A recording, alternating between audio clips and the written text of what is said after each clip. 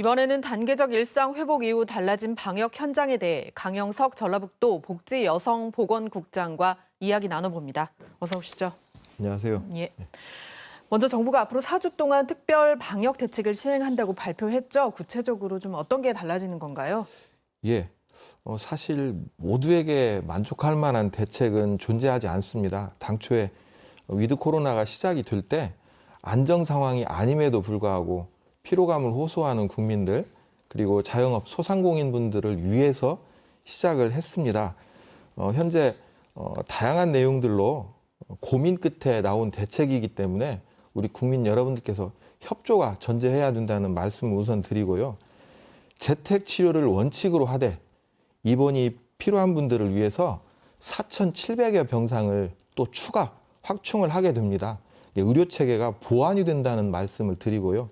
국산 항체 치료제 처방 기관 및 대상자를 확대를 하게 됩니다. 그리고 경구 치료제 도입 그리고 활용에 적극적으로 나서는 내용이 추가가 되겠고요. 또 백신에 대해서는 60세 이상 고령층에게 금년 내에 추가 접종을 완료한다는 내용이고 18세 이상 성인에게도 전체적으로 추가 접종을 시행을 하고 방역 패스 유효 기간을 설정을 해서 접종률을 높이는 내용이 함께 하게 됩니다. 그리고 마지막으로 여전히 자율과 책임을 바탕으로 하는 방역의 강화입니다. 이제 이전과 달리 시간 제한, 인원 제한은 현재까지는 고려하지 않는 상황이라는 말씀 드립니다. 예. 이제 달라진 것 중에 방역 패스 얘기하셨는데 방역 패스 같은 경우에는 이제 실내 체육 시설 같은 일부 업종은 좀 이거와 관련해서 좀 불만이 있습니다. 이제 강화된 이번 대책에도 또 여러 불만들이 나올 것 같은데 어떻게 보시나요? 예, 방역 패스가 분명 불편할 수는 있습니다. 사실 하지만 모두를 위한 내용이 되겠고요. 백신 접종을 하지 못하는 분들에 대해서도 다른 대안이 있다는 말씀을 드리면서 우리가 일상에서 의료기관을 찾을 때도 또 은행을 찾을 때도 본인의 신분을 확인을 합니다.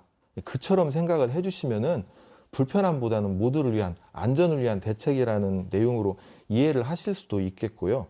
이제 자영업 소상공인 분들을 위한 그런 인원 시간 제한이 아닌 다른 대안이라고 받아들여 주셨으면 좋겠습니다.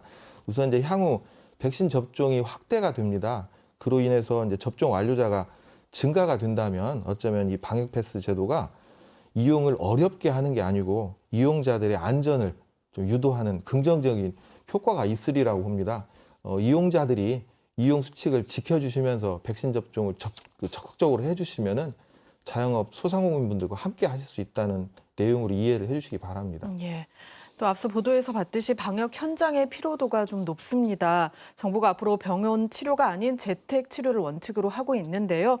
가장 크게 좀 달라지는 점은 좀 뭐가 있을까요? 예, 우선은 오해를 하시지 않으시기를 바랍니다. 저는 이거는 진화고 정책의 개선이라고 생각을 합니다. 기존에는 환자분들 동의 여부를 따지는 게 주였는데요. 현재는 환자분의 건강 상태 그리고 주거 조건 등 면밀하게 따져서 재택 치료에 합당하다면 재택 치료로 그렇지 않다면 입원으로 관리를 해드립니다. 아까 서두에 말씀드린 것처럼 4,700여 병상이 확충이 된다는 내용을 말씀을 드리겠고요. 환자분들을 돌봐드리는 치료 체계는 지속 가능해야 됩니다. 이전에도 반복을 하면서 말씀을 드렸지만은 병상이라든지 의료진은 기존의 다른 질병을 가지고 계신 분들을 위해서도 존재해야 됩니다. 언제까지 그 병상의 확충만이 답이 될 수는 없습니다. 그래서 지속 가능한 내용이 되겠고요.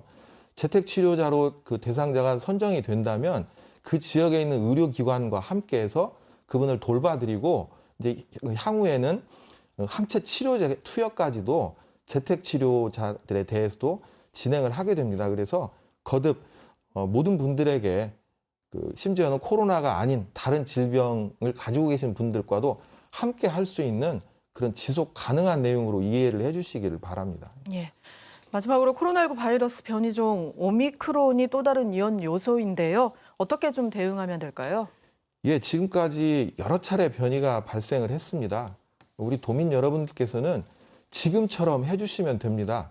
우리가 대응을 하는 데 있어서 방역수칙만큼 중요한 게 없습니다. 방역수칙 그 삶에서 다양한 현장에서 지켜주시면 되겠고요. 이제 다만 방역 당국은 해외로부터 유입되는 내용들을 엄격하게 차단을 해야 되겠고 또 이 변이 바이러스가 백신 및 치료제에 대해서 어떤 내용으로 유효성이 유지가 되는지에 대해서 판단을 해보고 그 결과에 따라서 이제 다양한 대응이 있을 수가 있겠습니다. 이제 저희가 비상한 각오로 임하고 있기 때문에 우리 국민 여러분들께서는 백신 접종에 함께 해주시고 또 일상에서 방역수칙을 잘 지켜주시는 게 가장 중요하다는 말씀을 드립니다. 예, 오늘 말씀 고맙습니다. 감사합니다.